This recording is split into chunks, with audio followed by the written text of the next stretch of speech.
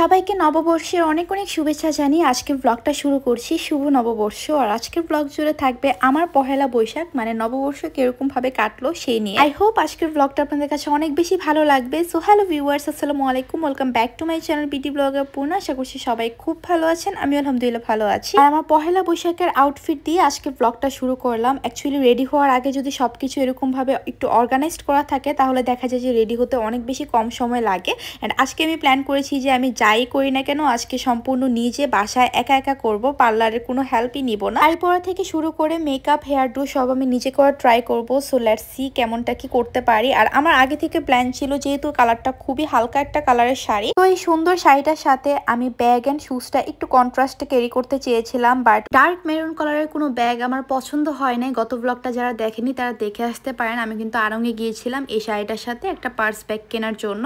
So যাই হোক, যেহেতু পছন্দ হয় নাই, কিছু কেনার মতো ছিল না, সো আমার কাছে যে অপশনসটা ছিল ওইটাই আমি কাজে লাগিয়েছি। আর আমি আজকে যে ব্যাগটা ক্যারি করব ওইটা সম্পূর্ণই হ্যান্ডমেড ছিল, একদম শীতল পাটি টাইপের একটা ভাইব দিচ্ছিল। আর এটা আমি অলমোস্ট 1 থেকে 1.5 বছর আগে সিলেটের কোনো একটা হ্যান্ডক্রাফটের দোকান থেকে কিনেছিলাম আর কি। সো এই পার্সটা আজকে ক্যারি করব ফর দ্য ফার্স্ট টাইম। আর এই পার্সটা আমি রেখে দিয়েছিলাম যে আমি একটা হালকা অফ হোয়াইট কালার একটা জামদানি কিনে ওই শাড়ির সাথে পার্সটা ক্যারি করব। ফাইনালি আজকে এই শাড়িটার সাথে আমি কাজে লাগিয়ে ফেলবো আর কি। আর বাহিরের ওয়েদার তো দেখতেই পারছেন, একদম না কাঠফাটা রোদ ছিল। আর বাই দ্য ওয়ে, এই হচ্ছে আমার আজকের দিনের special menu, special lunch, and সব কিছু আমি একা প্রিপেয়ার করেছি। দ্যাটস ওয়াই আমার বের হতে অনেকটাই লেট হয়ে গেছে। প্রত্যেক বছর ফাল্গুন বা পহেলা বৈশাখে আমার অনেক অনেক কিছু প্ল্যান থাকে, বাট এট দ্য লাস্ট না কিছুই হয় না। বাট এবছর আমি অনেক ডিটারমাইন ছিলাম, এটা গত ব্লগেও বলেছি যে আমার যা যা ইচ্ছা করে, যা যা কিছু শখ হয় আমি সবকিছু করব। তো আমি আগেই প্ল্যান করেছিলাম এরকম একটা মাটির প্লেটের মধ্যে আমি সুন্দর করে আমার প্লেটটা সাজিয়ে নেব। সো এখানে ইলিশ মাছ ছিল, পটল ভাজা, বেগুন ভাজা, তারপর পেঁয়াজের বেরেস্তা করেছিলাম, আর ছিল আলু ভর্তা। আর সবকিছু একা একা করতে হয়েছে, তো সো খুব প্যারা হয়ে গেছিল আমার, আর এই জন্য একটু লেটও হয়ে গেছে। আর এই যে লেট করে ভুল করে গিয়ে আপ্পি এন্ড আম্মুর সাথে ভিডিও কলে থেকে একটা ভুল কালারের নেল পলিশ পরে ফেলছি। এন্ড এটা যে আমি রিমুভ করে নতুন আরেকটা কালার লাগাবো, সো ওই টাইমটাও আমার কাছে ছিল না। সো যা দিছি ওইটা দিয়ে আমি বের হয়ে যাচ্ছি। শাড়িটা পরতে তো লিটারেলি আমার জানটা বের হয়ে গেছে। আমি অলমোস্ট 3বার শাড়ি খুলছি আর পরছি, আমার কাছে পারফেক্ট লাগতেছিলই না। পরে এট দ্য লাস্ট একটু পারফেক্ট হয়েছে আর কি। আর আমি আর কিছু পারি আর না পারি, শাড়ি কিন্তু অনেক আগে থেকেই পরতে পারি, কারণ আমার আম্মু সবসময় যেহেতু শাড়ি পরে, সো ছোটবেলা থেকে আম্মুর শাড়ি পরা দেখতে দেখতে আমি নিজেই শিখে গেছি। আমাকে কেউ হাতে ধরে শাড়ি পরা শিখায় নাই। সো যেমনটা পারছি তেমনটা পরে একটু গাছরা কিনলাম, তারপর রাস্তাঘাটের অবস্থা দেখতেছিলাম যে কি অবস্থা। পহেলা বৈশাখের দিন রাস্তাঘাটের অবস্থা এরকম থাকবে, এটাই স্বাভাবিক। যেহেতু আমি আগে থেকেই চিন্তা করে রেখেছিলাম যে আমি চন্দ্রিমা উদ্যানের বাহিরে একটু ছবি তুলতে চাই, মানে ফটোশুট করতে চাই। সো সেক্ষেত্রে গিয়ে আমি অন্য কোনো অপশনস চুজ করিই নাই। এন্ড যখন এসে দেখলাম চন্দ্রিমা উদ্যানের সামনের এই অবস্থা, আমি তো পুরোই ডিপ্রেসড হয়ে গেছি যে আল্লাহ, আমি তো জায়গাই পাবো না। পরে ফাইনালি একটা খালি জায়গা পাইছি। এই যে দেখেন, দুই পাশে কিন্তু আমার মানুষ বসা ছিল, দ্যাটস ওয়াই আমি ক্রপ করে দিছি। আর চন্দ্রিমা উদ্যানের ভিতরের কথা আমি বাদে দিলাম, ওখানে যাওয়ার তো আমার কোনো প্ল্যানই নাই। সো আমি বাইরে দাঁড়িয়ে একটু হালকা পাতলা ছবি তুলে চলে যাবো, এরকম একটা প্ল্যান ছিল। আর বাই দ্য ওয়ে, এই হচ্ছে আমার ওভারঅল লুক। তো জায়গা পাই আর না পাই, আজকে আমি এত ছবি তুলছি আর এত ভিডিও করছি, আমি জানি না কতটুকু কি শেয়ার করতে পারছি আপনাদের সাথে, বাট আমি আজকে অনেক একদম ইচ্ছে মতো ভিডিও এন্ড ছবি তুলছি। যদিও সব প্ল্যান সবসময় সাকসেস হবে সেটা কোনো কথা না, বাট যতটুকু যা পেরেছি আমি ট্রাই করছি এনজয় করার এন্ড মনের যে ইচ্ছাটা সেটা পূরণ করার আর কি। শাড়ি পরতে আমার আম্মু আমাকে অনেক বেশি পুশ করেছে। আম্মু আগে থেকে ফাল্গুনেও আমাকে পুশ করেছিল যে তুমি একটু গাটা ঝাড়া দিয়ে শাড়িটারি পরে একটু ঘুরে আসো, ভাল লাগবে, এরকম একটা ব্যাপার আর কি। সো আম্মু গিয়ে অনেক পুশ করার কারণে আরো বেশি এই জিনিসটা সাকসেসফুল হয়েছে। আদারওয়াইজ এই শাড়ি আমার পরের বছরে পরা হইতো most probably. And just look, আমি কত সুন্দর একটা কৃষ্ণচূড়া গাছের নিচে বসে আছি। এই জায়গাটার মধ্যে না পুরাটা বাহিরের এরিয়াতে অনেক অনেক কৃষ্ণচূড়া গাছ, দ্যাটস ওয়াই আমার এই জায়গাটা সিলেক্ট করা।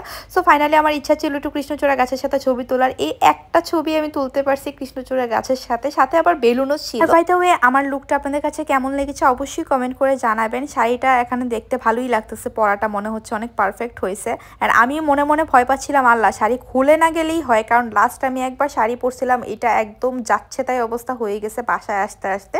সো ওই ভয়টা কাজ করতেছিল আর কি। বাট ফাইনালি শাড়ি খুলে নাই, ঠিক যেমনটা পরে গেছিলাম এমনটাই ছিল সবকিছু। আর শাড়িটা না ভীষণ আরাম ছিল। আর এই শাড়িটা স্পেশালি আমি নিয়েছিলাম ফাল্গুনে পরার জন্য, বাট ফাল্গুনে তো পরা হয় নাই, দ্যাটস ওয়াই এটা আমি বসন্তে পরে ফেললাম। আর আমার চুলে যেহেতু বোটক্স করা, সো লাস্ট 1-1.5 বছর ধরে আমার চুলটা স্ট্রেটই আছে। সো আমি আমার লুকটাকে হালকা একটু চেঞ্জ করার জন্য না একটু কার্ল করেছি, একদম সফট কার্ল, যদিও কার্লটা খুব প্রপারলি ছিল, বাট এখন খুলে গেছে আর কি বাতাস লেগে। বাট কার্ল যতটুকুই ছিল খারাপ লাগতেছিল না, মানে মোটামুটি বোঝা যাচ্ছে যে হ্যাঁ কার্ল করেছিলাম আর কি। আর এখানে বাইরে একটু ভিডিও নিচ্ছিলাম। আমার না আজকে ল্যান্ডস্কেপে ভিডিও থেকে পোর্ট্রেট ভিডিও বেশি, সো আমি কোনো কিছু বাদ দিচ্ছি না, সবকিছু আপনাদের সাথে টুকটাক একটু শেয়ার করে দিচ্ছি। অর্নামেন্টস, তারপর বিভিন্ন রকম অ্যাক্সেসরিজ, এই টাইপের জিনিসগুলো আমি একটু কম পড়তেই পছন্দ করি। সো আমার হাতে জাস্ট আমি 2টা রিং পরেছি, আর এক হাতে কিচ্ছু পরি নাই। সো এক হাতে একটু গাজরা দিয়েছি, আর এক হাতে অবভিয়াসলি আমার ওয়াচ তো থাকতেই হবে।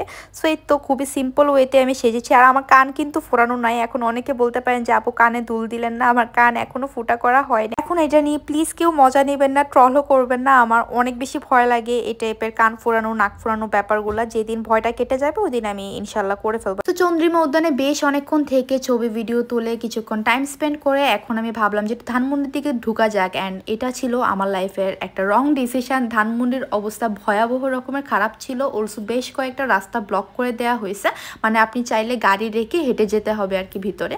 সো আমার তো এত এনার্জি নাই, আমি যদি এই ভিড়ের মধ্যে ঢুকি আমার শাড়ি একজনের কাছে থাকবে, আঁচল থাকবে আরেকজনের কাছে, সো দরকার নাই। আর ধানমন্ডিতে খুব সুন্দর কনসার্ট হচ্ছিল। যদি আমি আজকে শাড়ি না পরতাম তাহলে মাস্ট বি ঠেলাঠেলি করে হলেও ওই কনসার্টটা একটু দেখে আসতাম আর 1 কাপ চা খেয়ে আসতাম। সো এটা ছিল একটা দুঃখের কথা। অ্যান্ড আরেকটা দুঃখের কথা হচ্ছে গিয়ে আমি না ওখানে খাওয়ার জন্য একটু রেস্টুরেন্ট খুঁজে পাচ্ছিলাম না। অ্যান্ড রেস্টুরেন্ট চুজ করতে আমার অনেক বেশি প্যারা হয়েছে। আর যে রেস্টুরেন্টে চুজ করতেছি ওই রেস্টুরেন্টেই জায়গা নেই। ধানমন্ডির কোনো রেস্টুরেন্টের জায়গা খালি না থাকায় আমি ভাবলাম যে মোহাম্মদপুর চলে যাই, কোনো না কোনো রেস্টুরেন্টে তো জায়গা খালি পাবোই।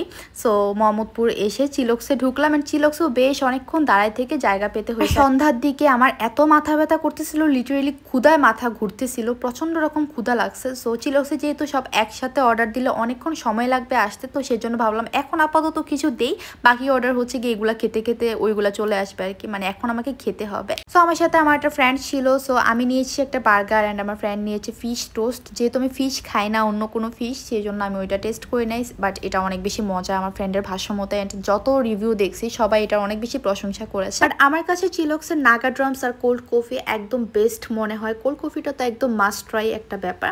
সো আমি এখানে বার্গার খাচ্ছি। ট্রাস্ট মি আমার এত ক্ষুধা লাগছিল যে আমি সবসময় যেখানে অর্ধেকটা বার্গার খেতে আমার অবস্থা খারাপ হয়ে যায়, সেখানে আমি অলমোস্ট পুরোটা খেয়ে ফেলছি, মানে শেষ করতে পারিনি বাট অলমোস্ট। আজকে চিলক্সে আসার আরেকটা কারণ হচ্ছে রুফটপটা। রুফটপে অনেক ভালো ছবি আসে, যদিও রুফটপে বসে খাওয়ার মতো পরিস্থিতি নাই যেহেতু অনেক বেশি গরম। আমি জানি না, আমার কাছে মনে হয় যে পহেলা বৈশাখের দিনে অনেক বেশি গরম থাকে। আমি বুঝি না এই দিনটাতেই কেন গরম থাকতে হবে, পরে বা আগেও তো একটু গরম থাকা যেতে পারে, বাট ওই দিনটাতে এত রোদ থাকে। আর আজকে সারাদিন এত মানে মারাত্মক লেভেলের রোদ ছিল, রোদেই মাথা ঘুরে পড়ে যাওয়ার মতো অবস্থা। যদিও আমি বিকালবেলা বের হয়েছি, বাট তাও যেহেতু কোনো বাতাস ছিল না, অনেক বেশি হিট ছিল, টেম্পারেচার অনেক হাই ছিল। যাই হোক, তারপর শেষে হচ্ছে পাংখা উইংসটা আমি অর্ডার করি। এটা আমার এখনো ট্রাই করা হয়নি, বাট এটা চিলক্স অনেক ফেমাস। আমি 3টা ফ্লেভারে দিয়েছিলাম, আচারি, বিবিকিউ আর হচ্ছে গিয়ে নাগা অ্যান্ড সুইটস। আমার কাছে আচারিটা বেশি মজা লাগছে। মানে কি বলবো, পয়লা বৈশাখের ব্লগের মধ্যে আমি খাবারের রিভিউ দিচ্ছি, বাট স্টিল যেহেতু খেয়েছি তাই হালকা পাতলা একটু রিভিউ দিয়ে দিলাম যেন আপনারা গেলে ইজি হয় আর কি চুজ করতে।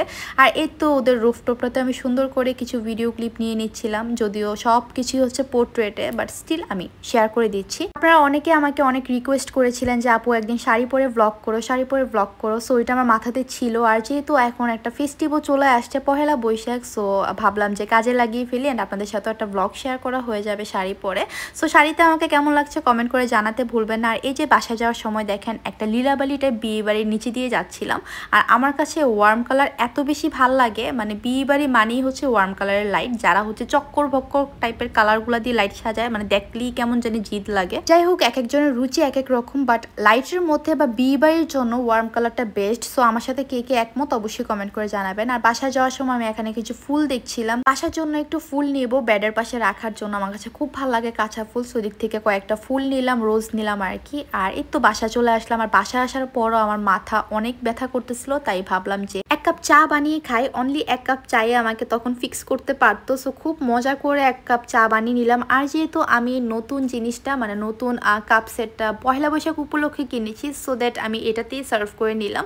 আর কিছু চিপসও ভেজে নিয়েছি চায়ের সাথে খাওয়ার জন্য। এটার কম্বোটা আমার কাছে বেস্ট মনে হয়, চায়ের সাথে চিপসগুলো। কারা কারা পছন্দ করেন জানাবে। যাদের এখন আমার এই ব্লগ দেখে চাটা দেখে চা খেতে ইচ্ছে করছে তাদের সবাইকে চায়ের দাওয়াত, সবাই চলে আসেন, ইনশাল্লাহ একদিন চা খাওয়া হবে। আর এই তো চাটা এত মজা হয়েছিল, সো খুব মজা করে চা খাচ্ছিলাম।